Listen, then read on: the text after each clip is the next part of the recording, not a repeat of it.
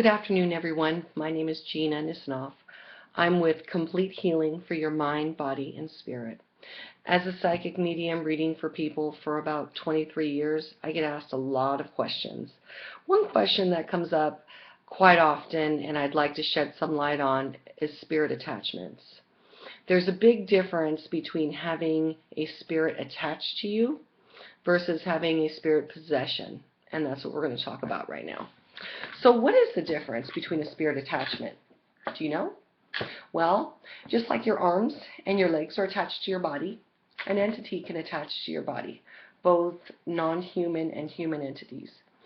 So that's the point of difference. A spirit attachment is an attachment versus a possession. And a possession is where an entity, both human and non-human, can actually take physical possession of your body. So that's really the point of difference. And most people, believe it or not, have about approximately 2 to 3 entities attached to them. A lot of times little spirits don't make their way to the other side. We would like to believe that they transition, and a lot do, but sometimes they come back to visit. A lot of them, believe it or not, enjoyed having a physical body and often want to get a need met. So they'll attach themselves to everyday people. They attach themselves to children, they attach themselves to mothers, fathers, brothers, sisters, aunts, uncles, everyone. So how does that happen? How do we get spirit attachments? Well, we can get them a number of ways. Attachments happen all the time. A lot of people that go into hospitals.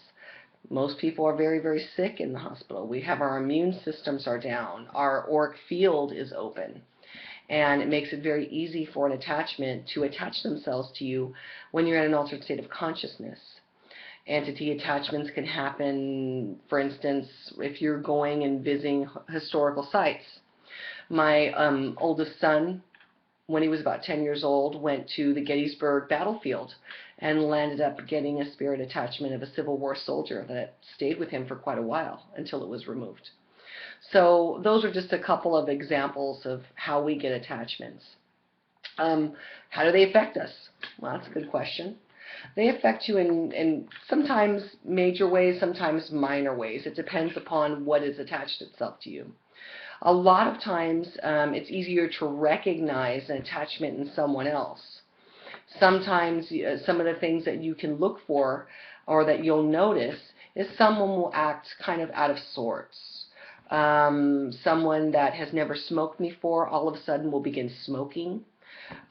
Somebody who is never on a health kick will all of a sudden, go running, start a big something that's kind of out of character for them.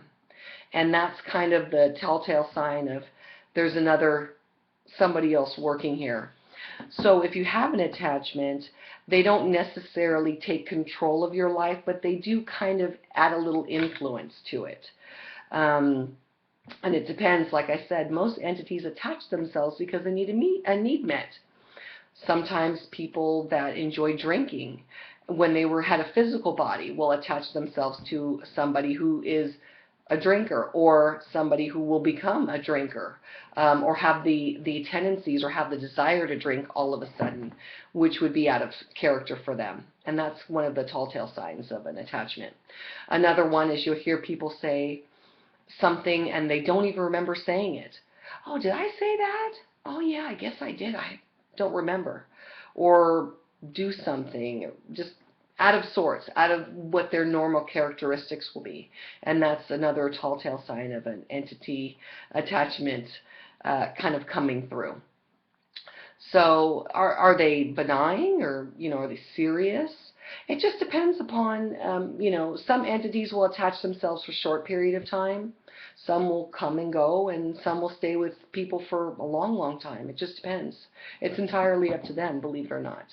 Or you, if you recognize that you have an attachment or someone else has an attachment, you can come to a holistic practitioner like myself, such as myself. I've been trained in spirit releasement. I've done spirit releasements remotely and in person, and it's a very gentle process. We usually take someone to a light trance state, because the entity is not down deep, it's actually right on the surface, because they're not in possession of the physical body. They are just attached to it, so it makes it fairly simple to remove. We engage with the little spirit and explain to them that, that this isn't their body, and it's time for them to kind of move on. And most entities do, when they realize that it is time for them to move and time for them to go meet their loved ones on the other side. A lot of them will go to the light. Sometimes they don't. Sometimes they just choose to say c'est la vie and jump on another person. It just depends upon them. They really do have their own little characteristics and their own personalities. Met quite a few, very interesting. It's all up to them. But they tend to be able to let go fairly simply. And for those people that do have it removed, a lot of people experience a sense of loss initially, because most people have had attachments for quite a long time. Example, my son, for instance, he had an attachment from age 10 to age 21. And so when this Civil War soldier was removed, my son no longer had a shoulder pain, but he also felt kind of a piece of him kind of gone, and felt very kind of melancholy about that, and that's quite normal. But it really is a gentle process to get them removed, and most of them tend to be, they were human at one time. They had lives, they had families, they had interests, they had everything that we have, but they just don't have a physical body. So, they tend to be very, very loving, kind spirits. So if you have a spirit attachment, or you know somebody that has a spirit attachment, and you have any questions about that, feel free to contact me. You can contact me on my Yelp email, or you can contact me on my Yelp under Complete Healing for Your Mind, Body, and Spirit in the San Francisco Bay Area. Or you can reach me on my YouTube. You can email me at YouTube.